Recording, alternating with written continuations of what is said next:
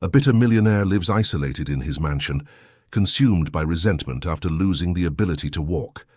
Everything changes when a street boy helps him with a simple, miraculous gesture, ignoring insults and prejudice.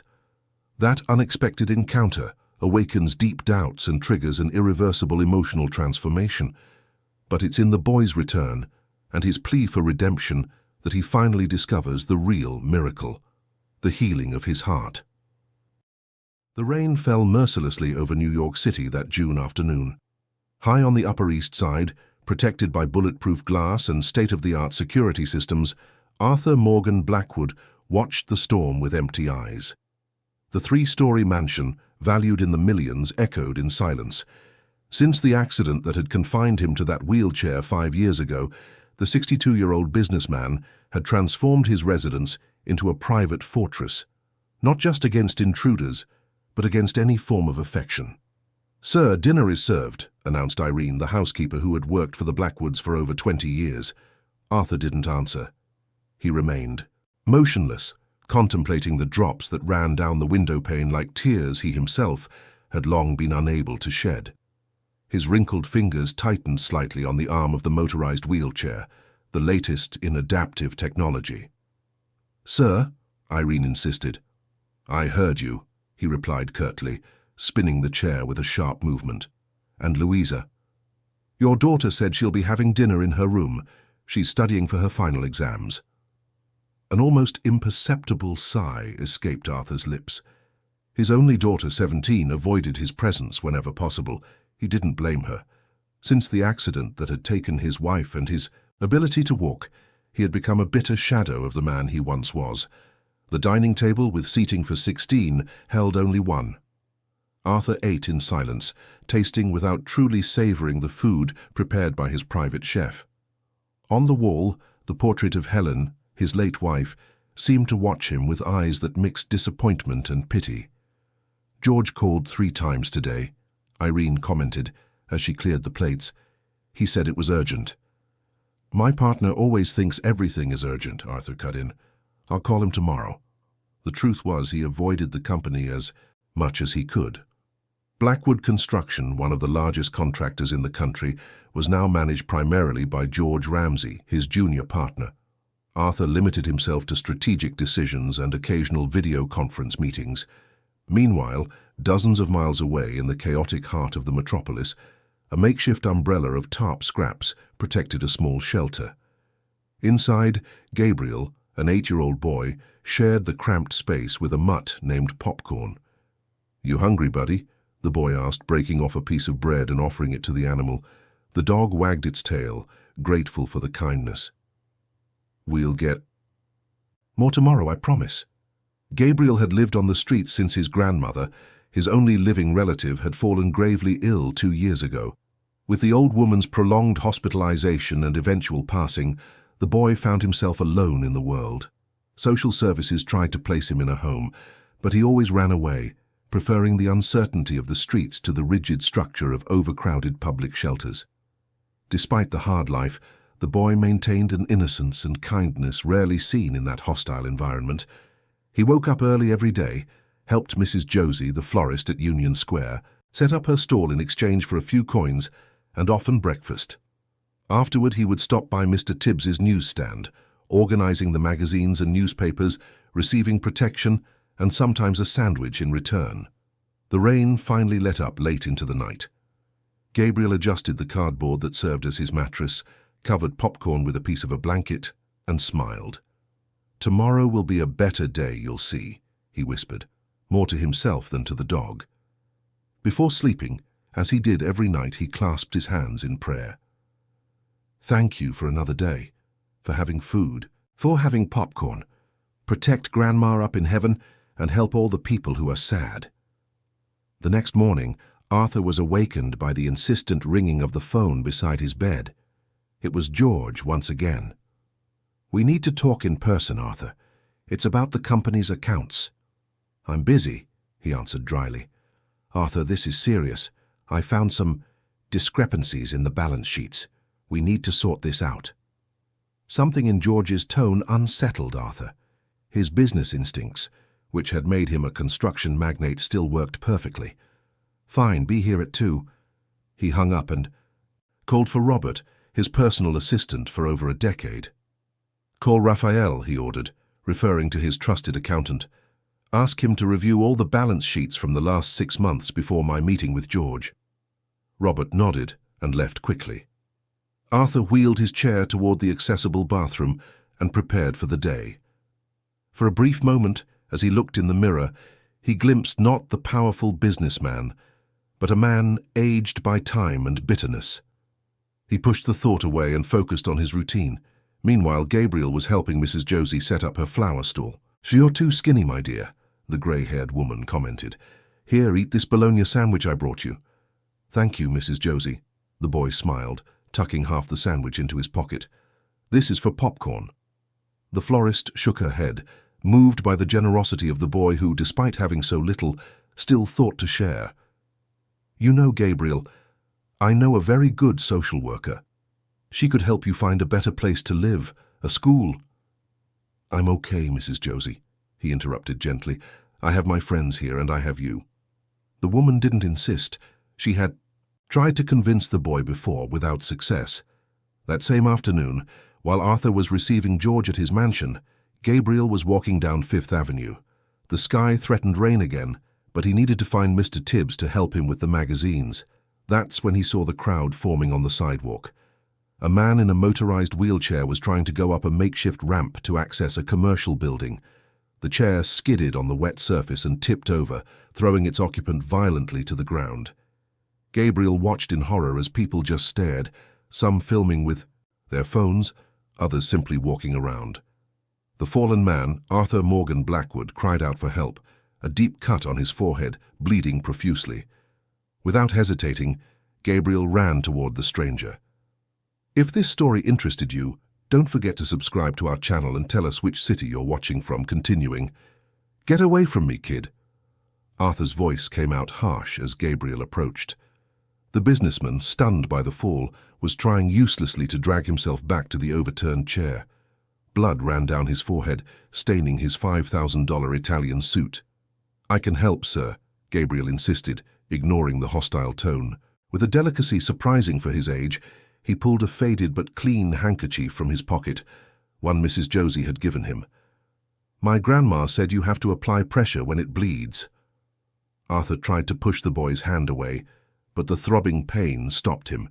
He felt the small, nimble fingers press the handkerchief against his forehead. "Someone call an ambulance!" Gabriel shouted to the crowd of indifferent onlookers. "Please, he's hurt!" A few passers-by finally seemed to stir from their urban apathy. A man in a suit approached, phone in hand. "Are you all right, sir?" "I'm calling for an ambulance," he said, without really looking at Arthur, as if fulfilling a social obligation. "I don't need an ambulance," the businessman growled. "Just get me back in the damn chair." Gabriel kept the handkerchief pressed down, while 2 men helped lift the motorized chair. With some effort, they managed to get Arthur back into the seat. The businessman adjusted the control panel, still furious at the humiliating situation. "Your cut is stopping," Gabriel observed, carefully removing the handkerchief. "I don't think you'll need stitches." Arthur finally looked at the boy. Tattered clothes, disheveled hair, sunburnt skin. Clearly, a street kid. But there was something in the boy's brown eyes, a purity that momentarily disconcerted him. "How do you know that?" he asked, more out of surprise than interest. "My grandma was a nurse's aide. She taught me a few things before—" Gabriel hesitated, swallowing hard. "Before she went to heaven." Arthur watched incredulous as the boy gently touched the wound with his fingertips. A strange sensation coursed through his body, a brief tingling, followed by an inexplicable relief from the pain. The crowd was already dispersing, the show over, the world moving on indifferently. "It'll be okay now," Gabriel said with unnerving certainty. "You just need to clean it when you get home." Arthur brought his hand to his forehead, expecting to find a deep gash. To his surprise, he felt only a light scab forming, as if the wound were days, not minutes, old. "Impossible," he murmured. "What, sir?" "Nothing," he answered curtly, regaining his usual composure. He adjusted his tie and straightened his stained suit. "Thanks for the help." The words came out with difficulty, as if gratitude were a foreign language he barely spoke. Without waiting for a reply, he activated the chair's controls and moved away quickly, leaving Gabriel standing on the sidewalk with the blood-stained handkerchief in his hands. The return to the mansion was filled with confused thoughts. The cut, which should have required stitches, seemed to be healing at an impossible rate. Arthur tried to rationalize it. Perhaps the injury wasn't as severe as it had initially seemed. Perhaps his adrenaline had distorted his perception. "My goodness, what happened?" Irene exclaimed upon seeing him enter with a marked forehead and stained suit. "A stupid accident," he replied, avoiding details. "The chair slipped on a wet ramp." "Do you need a doctor?" "No, I just want to take a shower and rest. And Irene?" "Yes, sir." "Was George here?" "He called to cancel the meeting, said something urgent came up." Arthur frowned. George's behavior in recent months had become increasingly erratic. Last-minute cancellations, vague explanations for company expenses, delayed reports. "Ask Robert to schedule a new meeting. Tomorrow, without fail." As the hot water from the shower cascaded over his tired body, Arthur couldn't shake the image of the street boy. There was something about the simplicity of that gesture, a boy with nothing offering help to a stranger, that deeply disturbed him. Later, lying in bed, he was surprised by a soft knock on the door. "Dad?" Louisa's hesitant voice was rarely heard in his quarters. "Can I come in?" "Of course," he answered, adjusting himself in bed. Louisa entered, still wearing her private school uniform. She was a young woman of quiet beauty, with the same green eyes as her deceased mother. "Irene told me about the accident," she said, keeping a safe distance. "Are you okay?" "I am," he replied, instinctively touching his forehead. To his surprise, he could barely feel the cut now. It was just a scratch. An uncomfortable silence hung between father and daughter. There was so much to be said, so many years of emotional estrangement, that neither knew where to begin. "Are your exams going well?" Arthur asked in a clumsy attempt to connect. "Yes. I had math today. I think I did well." "You were always good with numbers." A shadow of genuine pride crossed his normally closed face. "Like your mother." Louisa seemed surprised by the mention of her mother, a subject usually forbidden in the Blackwood mansion. "Yeah, I guess so," she replied, a small smile forming at the corner of her lips. "Well, I just wanted to see if you were okay. Good night, Dad." "Good night, daughter." When the door closed, Arthur realized it was the longest conversation he'd had with Louisa in months. A strange tightness formed in his chest, not of physical pain, but something deeper, almost forgotten. That same night, Gabriel shared his dinner, a bologna sandwich saved from lunch, with popcorn. The makeshift shelter dripped with the rain that had started to fall again, but the boy didn't complain. "You know, Popcorn, I helped a man today," he told the dog, who listened with canine attention. "He fell out of his wheelchair and nobody helped. People sometimes forget to be kind, huh?" The dog tilted its head as if it understood. "He seemed very sad. Not crying sad, but sad on the inside, you know, like the kind of sadness that stays hidden." Gabriel hugged his knees, thoughtful. "I hope he's okay." The next morning, Arthur woke up with a strange feeling. For the first time in years, he didn't feel the usual anger upon realizing his legs were motionless under the sheet. Instead, his mind was occupied with the encounter from the day before. Looking in the bathroom mirror, he widened his eyes. In disbelief, where there should have been a deep cut, there was only a faint reddish mark like a scar years old. He examined his forehead with trembling fingers, trying to explain the unexplainable. "Impossible," he murmured to his reflection. "Scientifically impossible." Arthur Morgan Blackwood, a man of logic and numbers, did not believe in miracles or supernatural phenomena. There had to be a rational explanation for it. Perhaps the cut wasn't that deep. Perhaps his skin had above-average healing properties. But deep down, he knew something extraordinary had happened on that Fifth Avenue sidewalk. "Breakfast is served, sir," Irene announced, interrupting his thoughts. "I'll be down in a minute." At the breakfast table, a surprise. Louisa was already seated, distractedly stirring a bowl of cereal. "Good morning," Arthur said, trying to hide his astonishment at his daughter's morning presence. "Good morning," she replied, observing him with curiosity. "Your forehead's already healed?" "Apparently." He avoided elaborating, pouring himself black coffee. Louisa continued to watch her father with a look that mixed confusion and interest. The silence between them now seemed less oppressive, almost comfortable. "I have an important meeting with George today," Arthur commented, surprising himself with the desire to share something from his life. "I think there are problems at the company." "What kind of problems?" "Financial, possibly. George has been acting strangely lately." "He always seemed strange to me," Louisa commented, with a teenage frankness that drew a near smile from her father. Meanwhile, in the heart of the city, Gabriel woke up to popcorn licking his face. The rain had let up, and the shy winter sun was beginning to peek through the clouds. "Good morning to you too," the boy laughed, scratching behind the dog's ears. "Come on, today we help Mr. Tibbs with the magazines." The offices of Blackwood Construction occupied 3 floors of a sleek commercial building in Midtown. Arthur had rarely visited the site since the accident, preferring the isolation of his mansion. That morning, however, something had compelled him to attend the meeting with George in person. "Mr. Blackwood, what a surprise!" the receptionist exclaimed as the motorized chair passed through the automatic doors. "We weren't expecting you today." "Evidently," he replied dryly, noticing the surprised looks of employees passing through the lobby. "Tell George I'm here." While waiting in the private elevator, Arthur reflected on the empire he had built over 4 decades. Blackwood Construction had started as a small contracting firm and was now among the largest in the country, with projects in several major cities. An estate that, in recent years, he had come to see only as numbers on financial reports. George Ramsay greeted him with a smile that didn't reach his eyes. "Arthur, what a pleasant surprise. I thought we'd be meeting by video conference, as usual." "I decided it was time to visit my own company," he replied, maneuvering the chair into the main conference room. "After all, I am still the majority shareholder." Tension hung in the air as George followed him, visibly uncomfortable.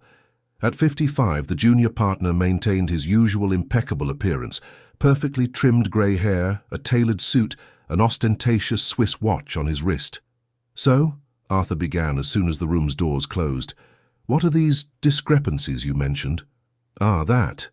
George adjusted his tie, averting his gaze. "Actually, it was just a misunderstanding with accounting. It's already been resolved." Arthur raised a skeptical eyebrow. "You sounded quite concerned on the phone, so much so that you insisted on an urgent meeting. You know me, always cautious with the numbers."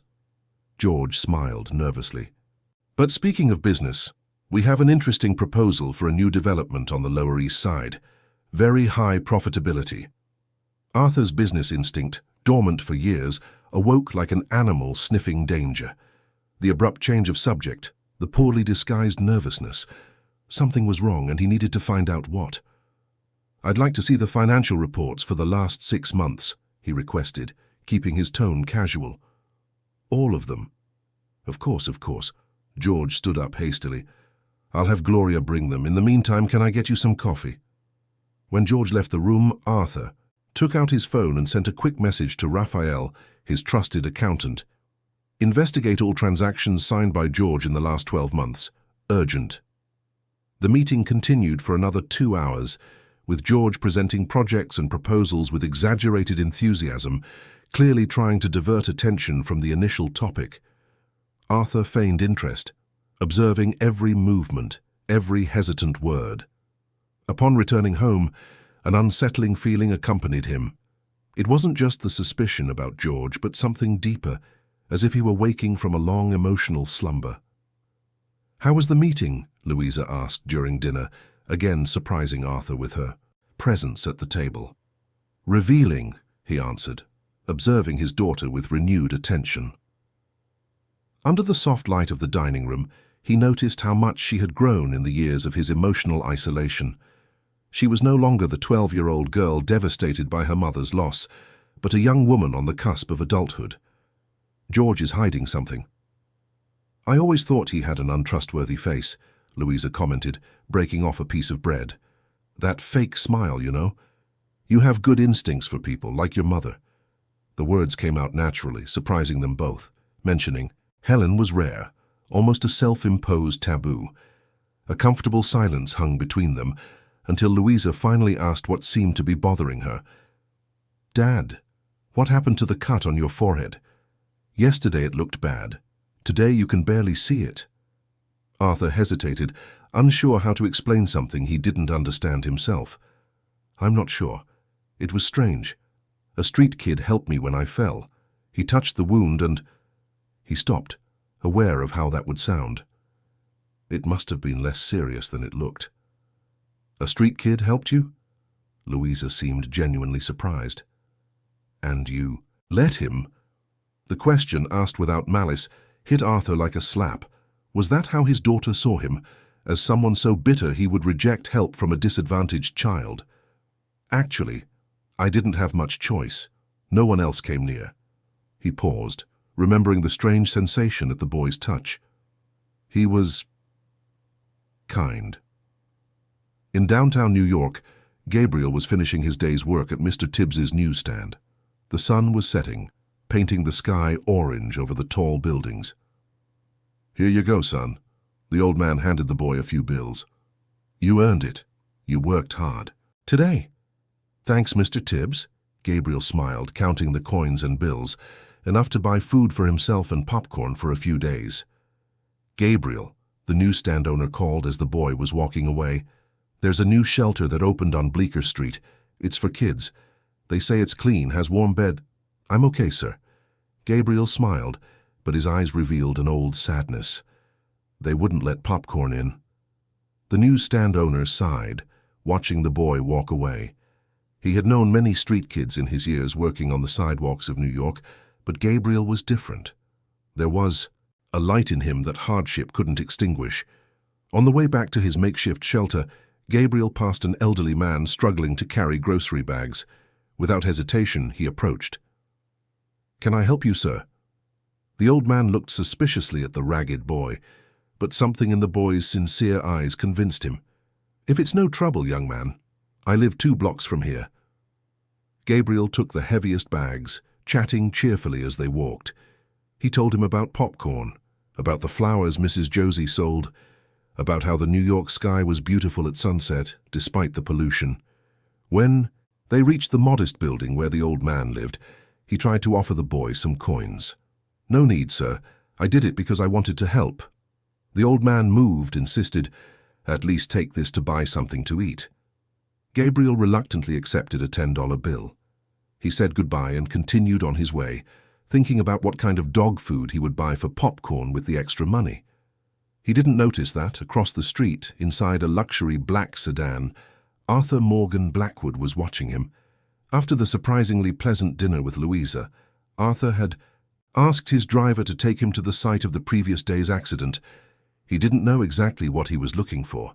Perhaps a rational explanation for the miraculous healing, perhaps the boy himself.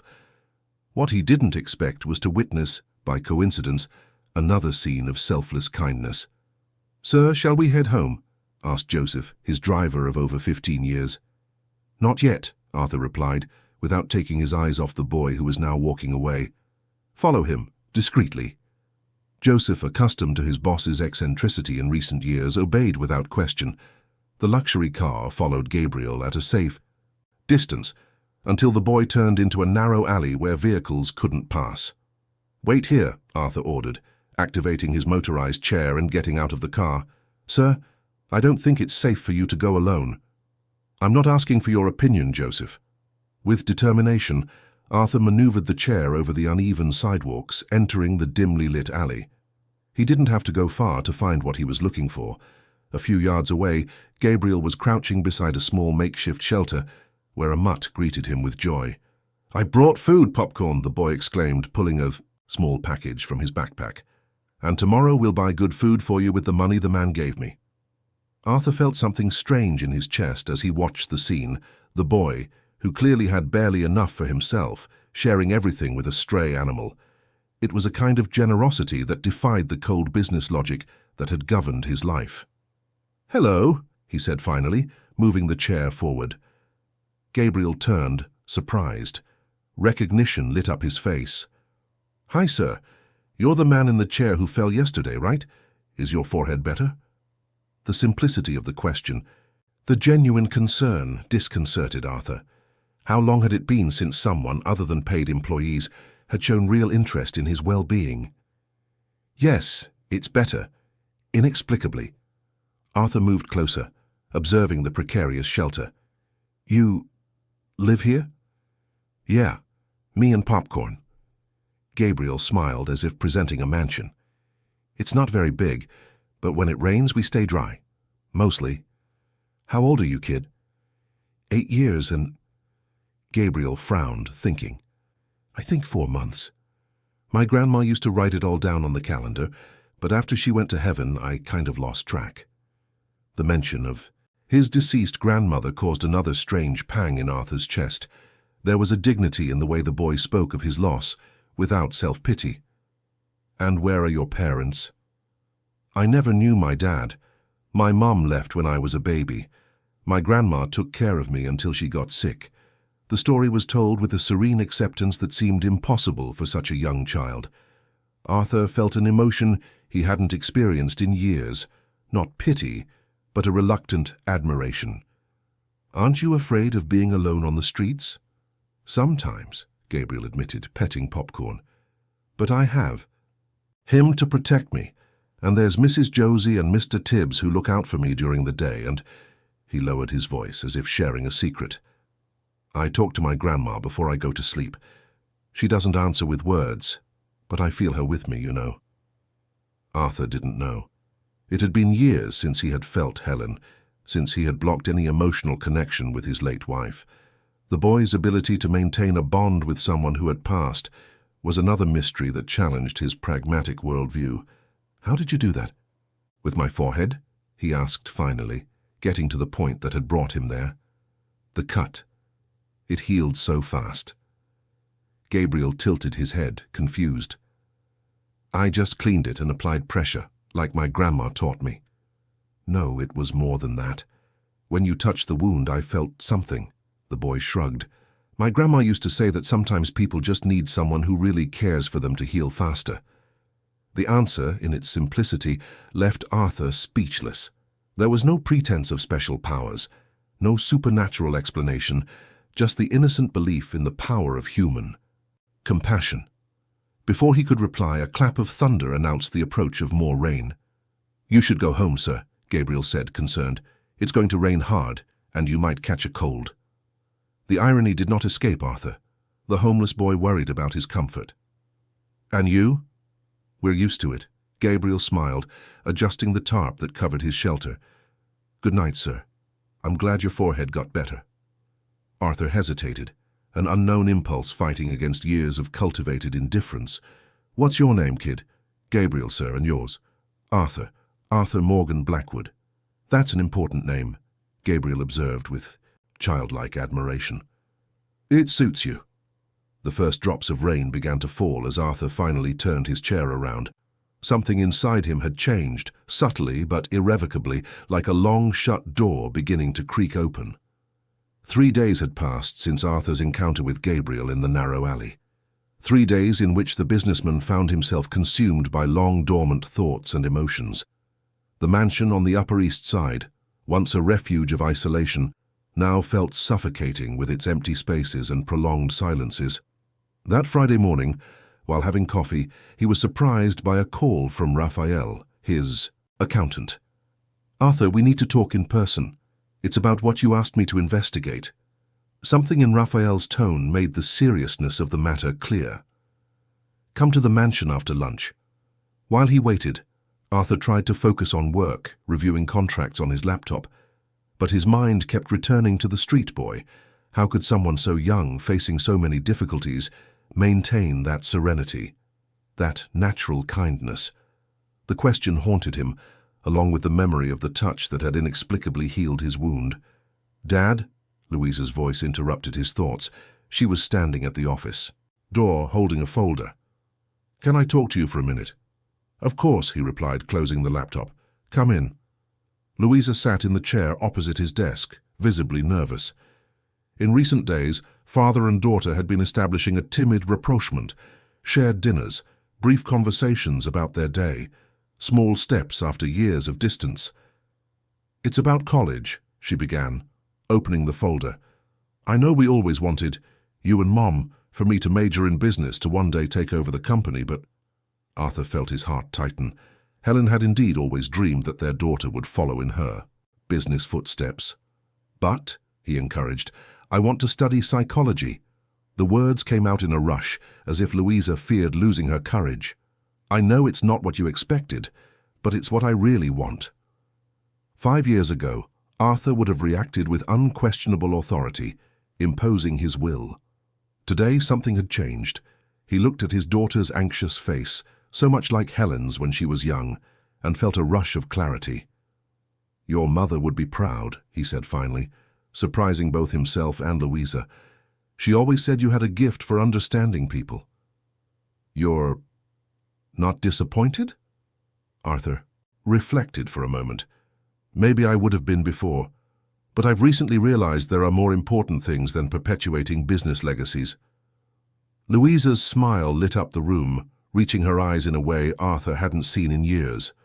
She stood up and, on impulse, walked around the desk to hug him. The physical contact, so rare between them, caused a lump in the businessman's throat. "Thank you, Dad," she whispered, before pulling away, slightly embarrassed by her own display of affection. When Louisa left, Arthur contemplated the empty space, a strange feeling of lightness in his chest. For a brief moment, he imagined what Helen would say about his change of perspective. For the first time in years, the thought was not accompanied by sharp pain, only a gentle longing.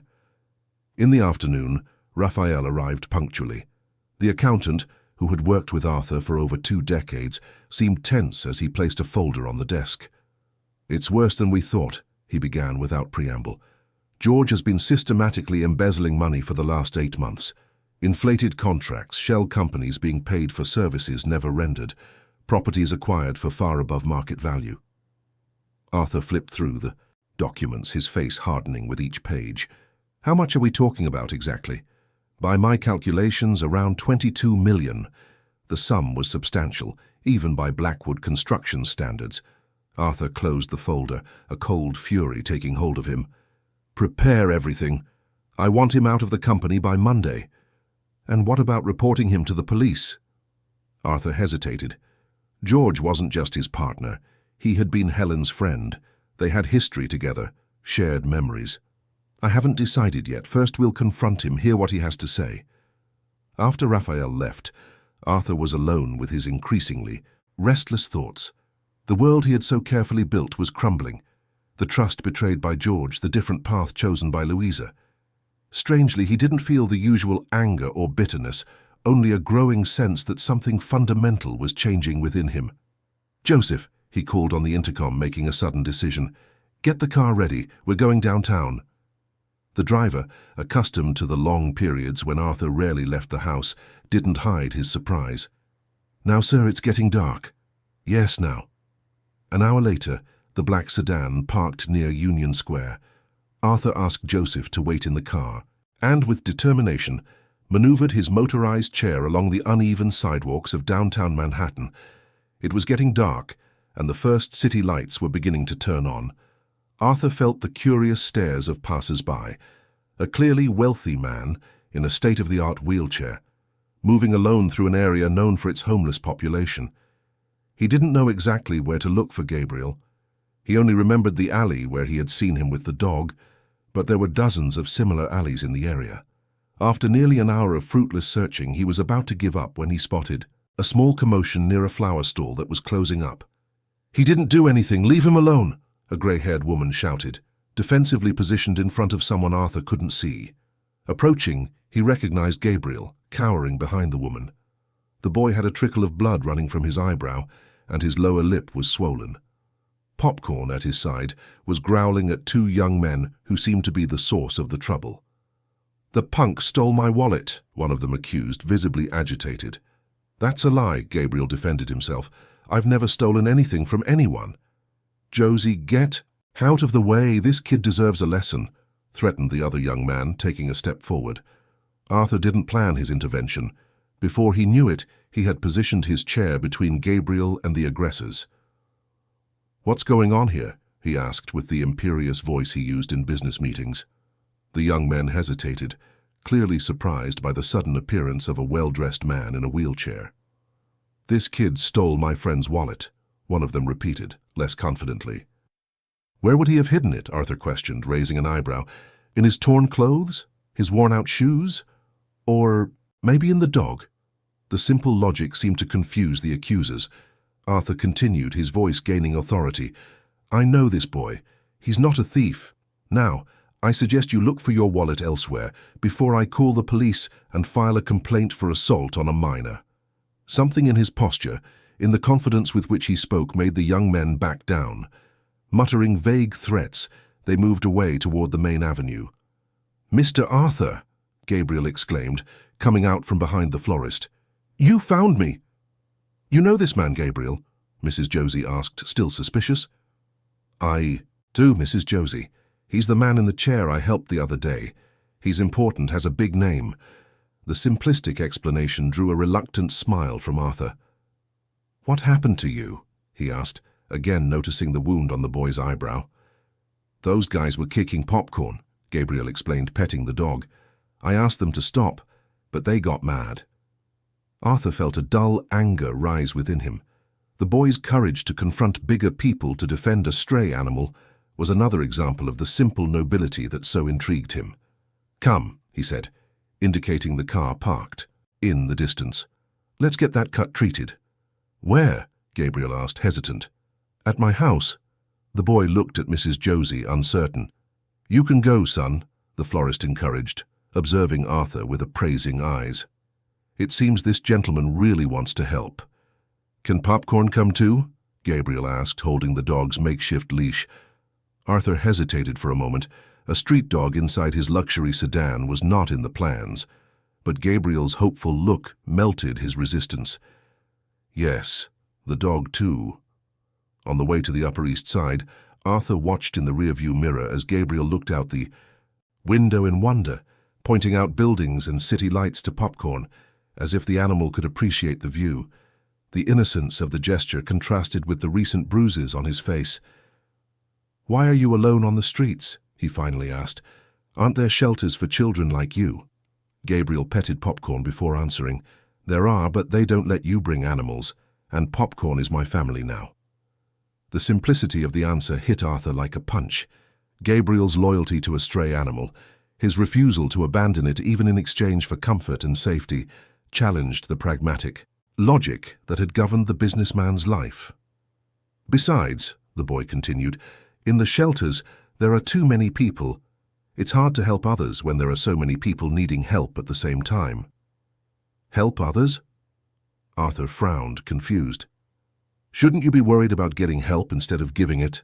Gabriel smiled, revealing a missing baby tooth. "My grandma used to say that helping others is the best medicine for sadness. When I'm sad because I miss her, I look for someone to help. It works every time." Arthur's mansion, with its imposing gates and immaculate gardens, drew an admiring wow from Gabriel as the car passed through the entrance. Popcorn, feeling he was in unfamiliar territory, stayed close to the boy. Irene, the housekeeper, couldn't hide her shock at seeing her employer arrive with a ragged child and a street dog. "Irene, this is Gabriel. He needs medical attention and a bath, and the dog too." "Sir, I'll explain later," Arthur cut in. "For now, just provide what's necessary." Louisa, drawn by the unusual commotion, appeared at the top of the stairs. Her eyes widened at the sight of the boy and the dog in the immaculate entrance hall. "Dad? What's going on?" Arthur realized he didn't have a clear answer. What was he doing, really? What impulse had led him to bring a street boy and his dog into his home? It wasn't charity. He had made substantial donations to institutions over the years, always keeping a safe distance from the beneficiaries. It wasn't guilt. Although his wealth contrasted obscenely with Gabriel's poverty, he had never felt responsible for social inequality. It was something more, something he couldn't name, perhaps a spark of humanity that the boy, somehow, had rekindled in him. "This is Gabriel." He finally introduced. "He'll be staying with us tonight." The smile that lit up Louisa's face made it clear that, whatever was happening with her father, she wholeheartedly approved. "I've never seen so much hot water in my life," Gabriel exclaimed in amazement as Irene adjusted the shower temperature in the guest bathroom. The boy watched, fascinated, at the different soaps and shampoos arranged on the shelves. "Take as much time as you need, my dear," the housekeeper said, her voice now gentle after the initial shock. "I've left clean towels and fresh clothes on the bed. They belong to our cook's son. They should fit you." When Irene left, Gabriel looked at Popcorn, who was watching him from the ajar door. "We're in a palace, Popcorn," he whispered, as if afraid of breaking a spell. "I think the man in the chair is a king or something." While Gabriel bathed, Arthur and Louisa waited in the living room. The teenager couldn't contain her curiosity. "Who is he, Dad? How did you meet?" Arthur briefly recounted the encounter after his fall, the mysterious healing, and the events of that night. He omitted the part about the miracle cure but mentioned how the boy had defended a stray dog against larger aggressors. "He reminds me of Mom," Louisa commented, surprising Arthur, that way of caring for others without expecting anything in return. Arthur nodded, feeling the lump in his throat that always formed when he thought of Helen. His wife had indeed possessed that same quality, the ability to see value in every person, regardless of their social standing. "Don't you see the irony in all this?" Louisa asked, with the characteristic frankness of teenagers. "You isolated yourself from the world after the accident, and now you're being, I don't know, reconnected by a street kid." The words hit Arthur with surprising force. It was true, he had turned his pain and loss into fortresses, keeping everyone at a distance, everyone except Gabriel, who had somehow breached his defenses.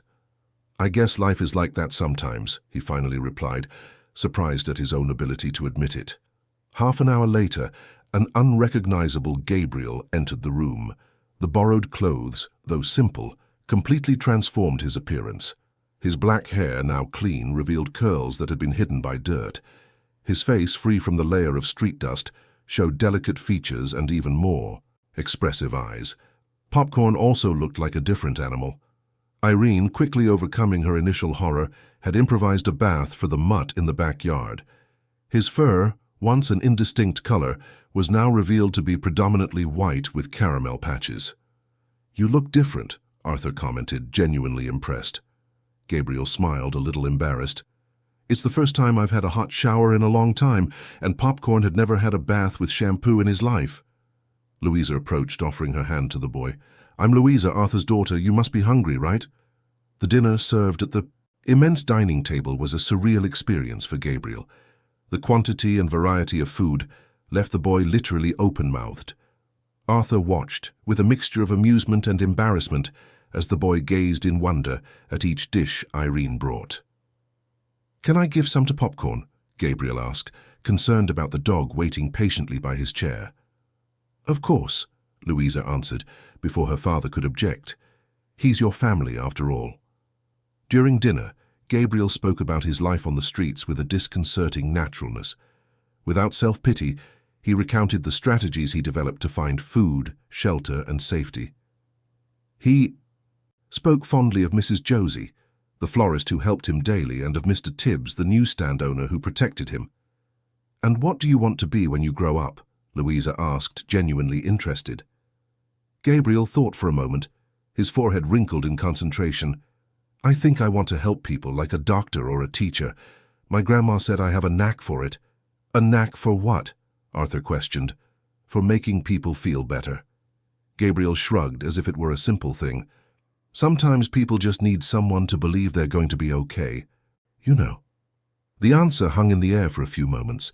Arthur remembered again the sensation when the boy had touched his wounded forehead, that inexplicable warmth, the pain that had simply vanished. After dinner, Gabriel began to show signs of fatigue. His eyes, though still attentive, blinked more frequently and a yawn escaped him. "I've prepared the guest room," Irene informed them, "with a makeshift bed for the dog too." Gabriel followed the housekeeper up the stairs, with Popcorn at his heels. Before leaving the room, however, he turned to Arthur and Louisa. Thank you for dinner, for the food, for everything. You are very good people. The simplicity of the gratitude touched Arthur more deeply than any elaborate compliment he had received in his career. There was a purity in those words that made any cynicism impossible. Later, when the house was quiet, Arthur couldn't sleep. Restless, he maneuvered his chair to the balcony overlooking the illuminated garden. The night was clear, with stars visible despite New York's light pollution. Can't sleep either? Louisa's voice surprised him. She approached wearing a robe over her pajamas and sat in the chair next to him. I'm thinking, Arthur admitted, about Gabriel? About everything. Gabriel, George, the company. You. Louisa smiled, leaning back in her chair. It's strange, isn't it? How everything seems to be changing at once. It's as if I'm waking up from a very long sleep, Arthur replied, surprised by his own honesty. Since the accident, since we lost your mother, I just stopped. Stopped feeling, stopped caring. I know. Louisa's voice was soft, without accusation. Me too, in a way. It was easier to pull away than to face the pain. The two fell silent, contemplating the garden. The night breeze carried the scent of the flowers Helen had planted years ago, which Irene devoutly maintained. What are you going to do with Gabriel? Louisa finally asked. He can't go back to the streets. The question had been on Arthur's mind since he brought the boy home. What would he do now? What was his responsibility? A generous donation to some institution, a quality boarding school. No solution seemed to fit Gabriel's free and compassionate spirit. I don't know, he admitted, but I know I can't just return him to that life. He could stay here, Louisa suggested hesitantly. We have more than enough space. Arthur looked at his daughter, surprised by the suggestion. Would you like that? I think so. This house is too big for just the two of us. And Gabriel, he brings a different kind of energy. Before Arthur could respond, a movement at the door caught his attention. Gabriel was standing there barefoot, wearing the oversized t-shirt that served as his pajamas. Sorry, the boy said, clearly embarrassed. I was looking for the bathroom and I heard voices. It's okay, Louisa reassured him. Come, sit with us. Gabriel approached timidly and sat on the edge of a third chair. The full moon illuminated his young face, highlighting the bruises that were now beginning to change color. It's a very beautiful house, he commented, looking around. I've never seen anything like it. It was my wife's dream, Arthur explained. Helen designed every detail of this garden. The mention of his late wife so naturally surprised Arthur himself. For the past 5 years, he had avoided talking about Helen, as if mentioning her name could reopen the wound of his loss. She must have been very nice, Gabriel commented. You miss her, don't you? The direct and sincere question caught father and daughter by surprise. It had been years since they had spoken openly about Helen's absence. Yes, Louisa replied, her voice thick with emotion. Every day. I miss my grandma like that too, Gabriel continued. But you know what I do when the longing gets really strong? I try to do something good for someone. Then it feels like she's happy wherever she is. The simple wisdom in the boy's words struck Arthur deeply. Wasn't that the exact opposite of what he had done? Isolate himself, become bitter, push away even his own daughter. The very opposite of what Helen would have wanted.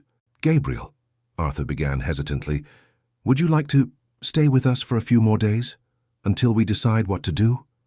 The boy's eyes widened. Here? In this house? Yes, you and Popcorn. But why? You barely know me. Arthur exchanged a look with Louisa before answering. Let's just say you helped us in a way we're still trying to understand. Gabriel smiled, lighting up his tired face. Can I think about it until tomorrow? I need to talk to Mrs. Josie and Mr. Tibbs. They'll be worried if I disappear. Of course, Arthur agreed, touched by the boys. Consideration for the people who had helped him on the streets. We'll go talk to them together tomorrow. When Gabriel returned to his room, accompanied by Louisa, who insisted on showing him where the bathroom was, Arthur was left alone with his thoughts. Something profound was changing within him, as if layers of ice accumulated over 5 years were beginning to melt. The next morning, breakfast at the Blackwood mansion had a different atmosphere. Gabriel, amazed by the variety of food, filled his plate with childish enthusiasm, while popcorn savored a special bowl prepared by Irene, who was already showing affection for the mutt. "I have an idea," Louisa announced while spreading jam on a piece of toast. "Why don't we take Gabriel to see the company today? Then we can stop by the square to talk to the people he mentioned." Arthur hesitated. The idea of taking a street kid to the headquarters of Blackwood Construction would have been unthinkable just a few days ago, but everything seemed to be changing so quickly. "Would you like that, Gabriel?" he asked. "To see where I work?" "I've never been inside a real company building," the boy replied, excited.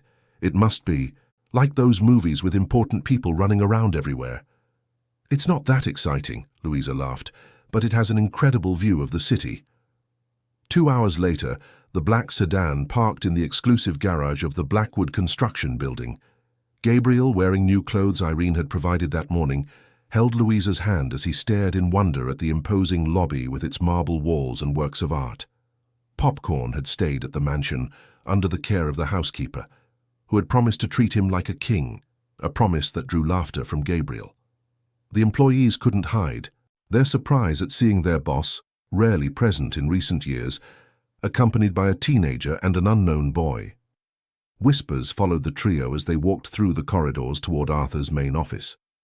"Good morning, sir," the secretary greeted, clearly flustered by the unexpected presence. "You have a meeting at 11 with the—" "Cancel it," Arthur interrupted. "In fact, cancel all my appointments for today. Oh, and have George Ramsay come to my office immediately." The secretary nodded, still confused, as Arthur led Louisa and Gabriel into his office. The room was spacious, with a panoramic view of New York, through floor-to-ceiling glass windows. "Wow!" Gabriel exclaimed, running to the window. "You can see the whole city from here." Arthur watched the boy's enthusiasm, feeling an unexpected pang of emotion. When was the last time he had marveled at that view? When had he stopped appreciating the chaotic beauty of the metropolis stretching out below? "Is that Union Square?" Gabriel asked, pointing. "You can even see Mrs. Josie's stall." "I believe so," Arthur replied, moving his chair closer to the window. "This building was the first major project for Blackwood Construction. I was about Louisa's age when we started building it."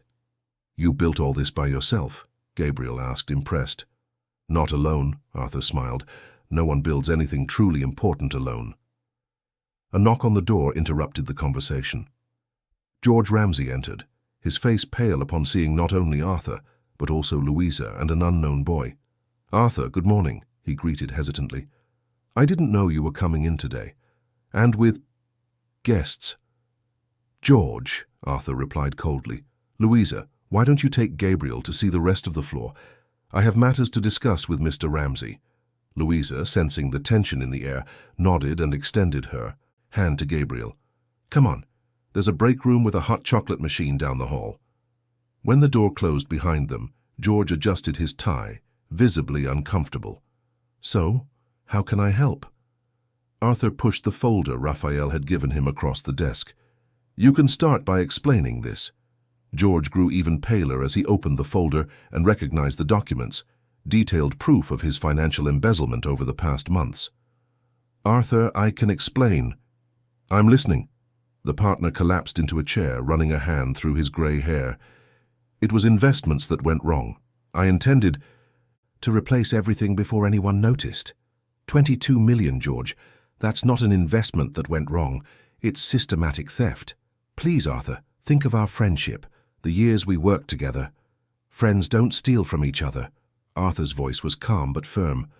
"By Monday, I want your resignation letter on my desk. After that, my lawyers will be in touch to discuss the repayment of the funds. And if I refuse, then we'll have to involve the authorities." George stood up, a mixture of anger and despair on his face. "You disappeared for 5 years, Arthur. 5 years I carried this company on my back while you hid in that mansion, stewing in your personal tragedy." The words hit Arthur like a slap. There was truth in them. He had indeed abandoned his responsibilities, taking refuge in his pain. But that didn't justify George's betrayal. "You're right on one point," Arthur admitted.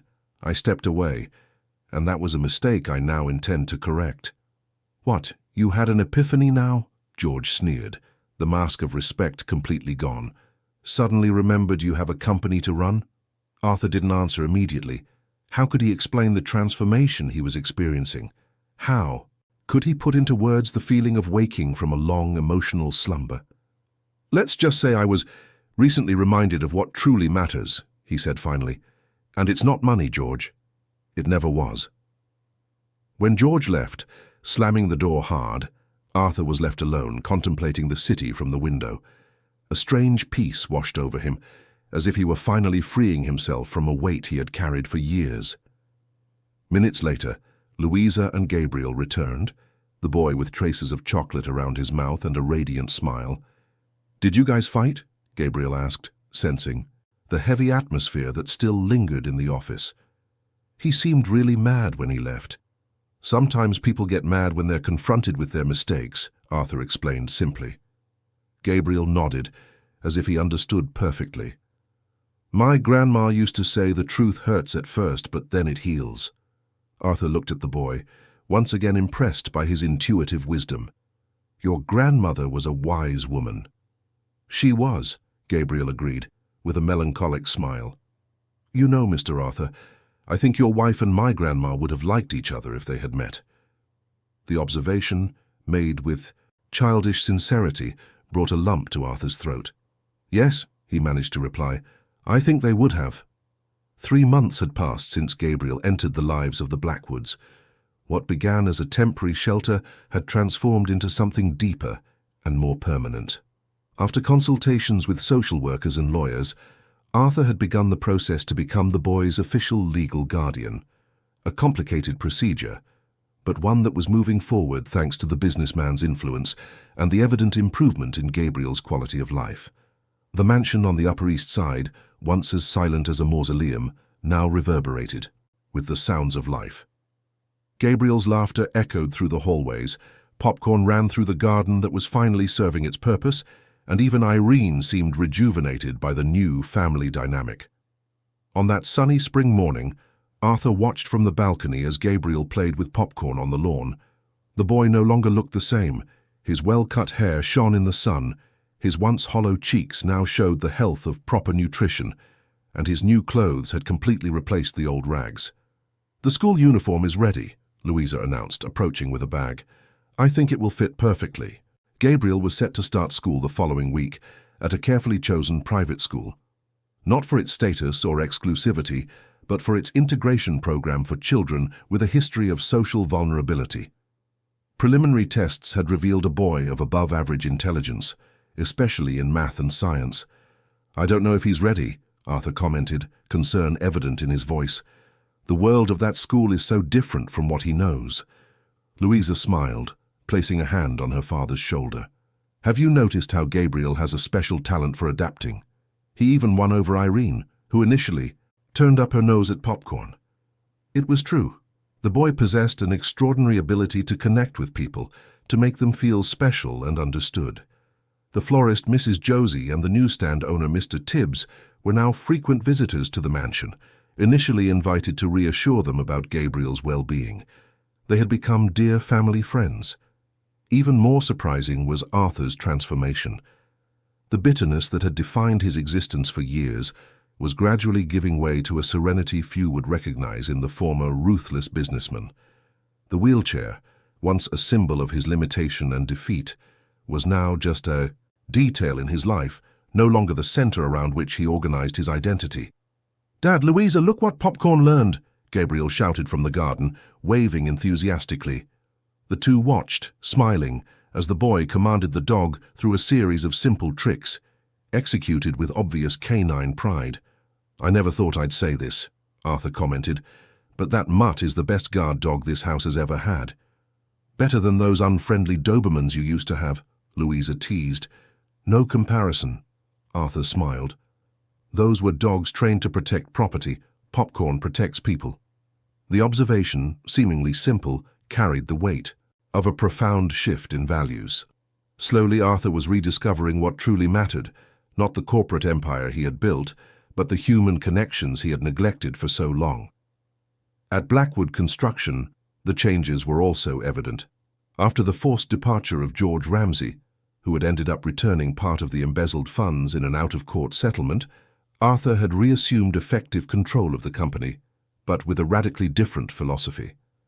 Meetings now included discussions on corporate social responsibility, sustainability, and community impact. Low-cost housing projects, once considered unprofitable, were given priority.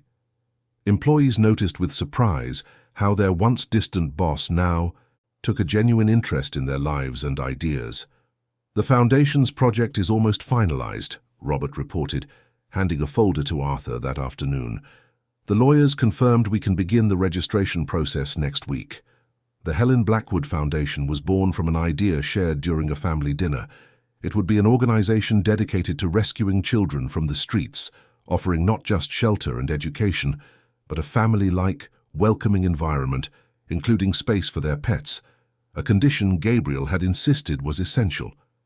"And the property in Brooklyn?" Arthur asked, flipping through the documents. "The renovation is ahead of schedule. The dormitories on the first floor are practically finished, as is the industrial kitchen. The garden landscaping will begin next week." Arthur nodded, satisfied. The old mansion in the Brooklyn neighborhood, purchased specifically to house the foundation, had enough space to initially accommodate 20 children, with plans for future expansion. "Speak with the social worker, Mary Ellen. I want her to start identifying the first children to be welcomed as soon as we are operational." Mary Ellen, the social worker who had been overseeing Gabriel's guardianship process, had become a key figure in the Foundation's development, bringing her years of experience in the child protection system. At the end of the day, when Arthur returned to the mansion, he found Gabriel and Louisa bent over books at the living room table.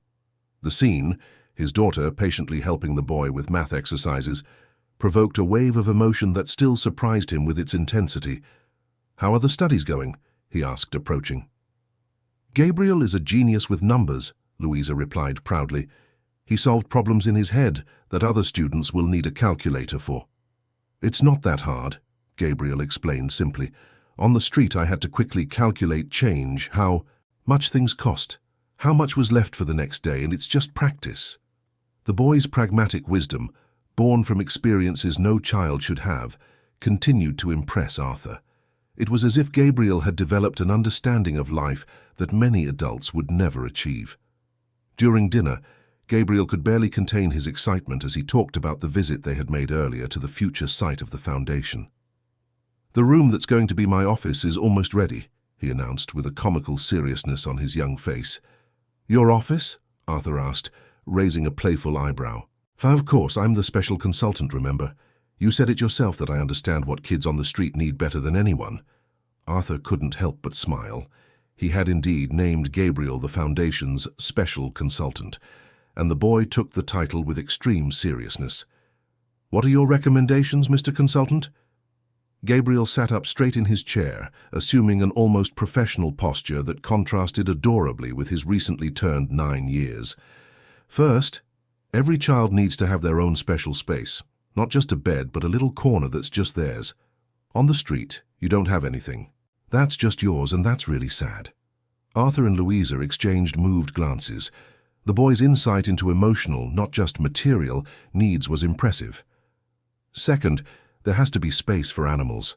A lot of people on the street have pets that are their only family. If they can't bring their animal, many won't even want to come." "We've already arranged for that," Louisa assured him. "We'll have a volunteer veterinarian twice a week." "And third," Gabriel continued, his voice softer now, "you need people like Mrs. Josie and Mr. Tibbs working there.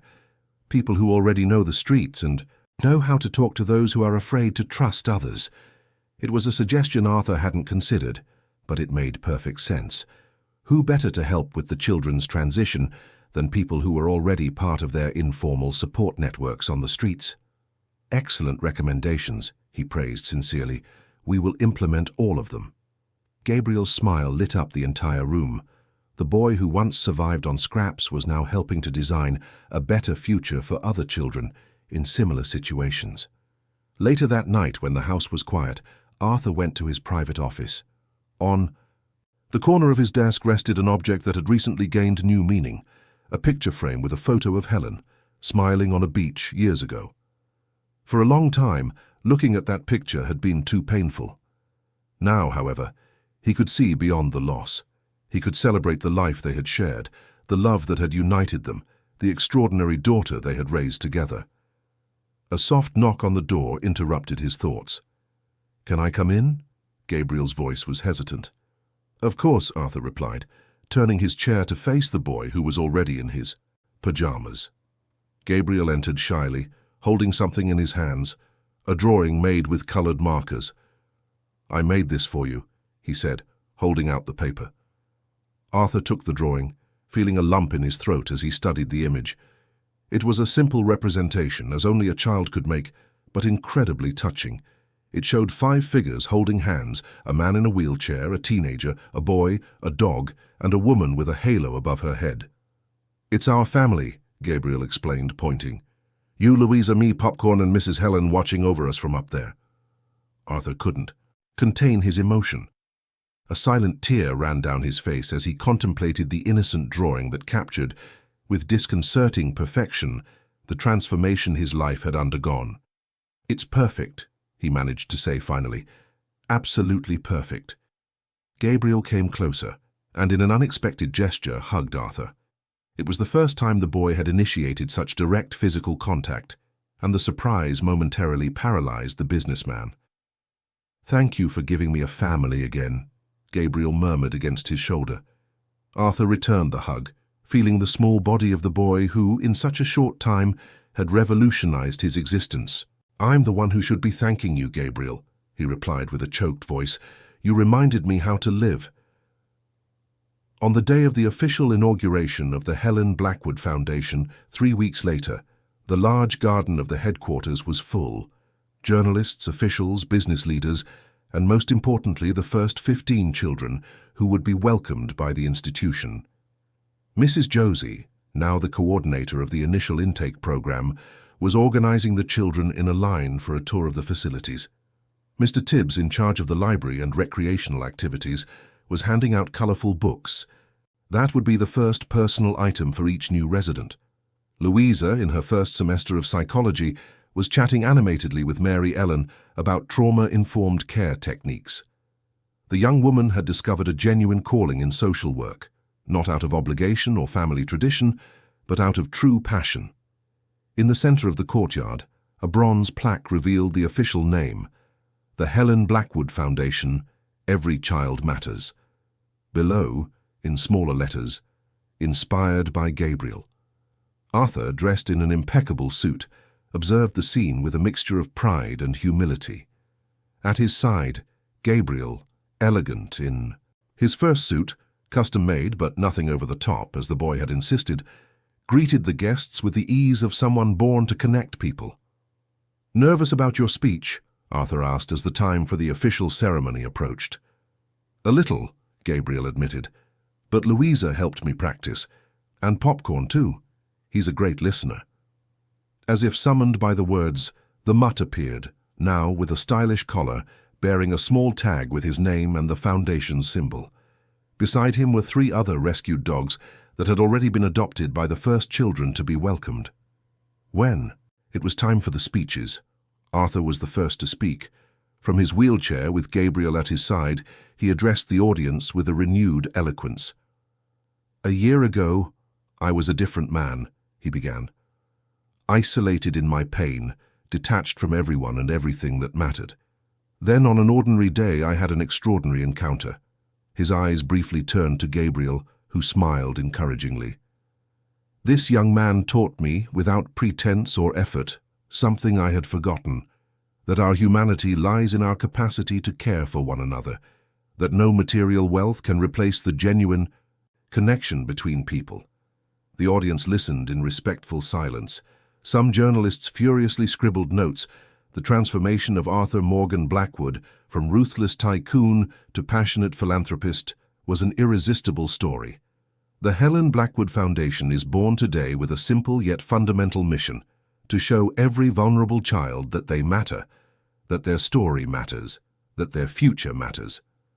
At the end of his speech, Arthur handed the microphone to Gabriel. The boy, initially shy under the gazes of so many strangers, found strength by fixing his eyes on Louisa and Arthur. "I don't know how to make fancy speeches," he began with disarming honesty. "But I know what it's like not to have a place to call home. I know what it's like to be hungry, cold, and scared, and I also know how one person who cares can change everything." His voice gained confidence with each word. The children who were to be welcomed watched him with fascination. Here was someone who truly understood their experiences. "My grandma used to say that kindness is like magic. It seems small, but it can transform someone's entire world. That's what Mr. Arthur and Louisa did for me, and that's what we can all do for other people." When Gabriel finished his brief speech, there wasn't a dry eye in the garden. Even the most cynical journalists seemed touched by the boy's authenticity. The ceremony continued with the traditional ribbon cutting and a tour of the facilities. The renovated mansion was a perfect example of how luxury and functionality could combine to create a welcoming environment. Every detail had been designed to convey a clear message to the children: you are valued, you deserve beauty and comfort. As the guests mingled, Arthur found a quiet moment in a corner of the garden. From his chair, he watched Gabriel interacting with the newly arrived children, already forming bonds, already offering comfort and security. "He has a special gift, doesn't he?"